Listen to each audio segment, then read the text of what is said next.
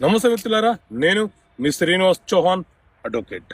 మిత్రులారా, ఓ కేసులోని విషయం ఏంటి అంటే, ఒక మహిళ గత కొన్ని సంవత్సరాలుగా ఒక ప్రైవేట్ సంస్థలో ఉద్యోగం చేస్తుంది.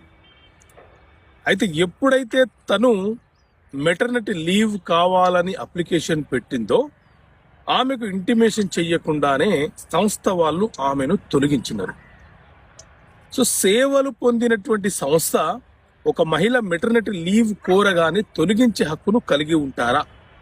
సో మిత్రులారా, ఒక మహిళ ఒక ప్రైవేట్ సంస్థలో పనిచేసినా లేకపోతే ఒక ప్రభుత్వ సంస్థలో పనిచేసినా ఆమె సేవలను పొందిన సంస్థ ఆమెకు మెటర్నిటీ బెనిఫిట్స్ ను అందించే హక్కును, అవకాశాన్ని, బాధ్యతలను కలిగి ఉంటుంది. మెటర్నిటీ బెనిఫిట్ యాక్ట్ 1961 ప్రకారంగా ప్రతి మహిళ తను ప్రెగ్నెంట్ గా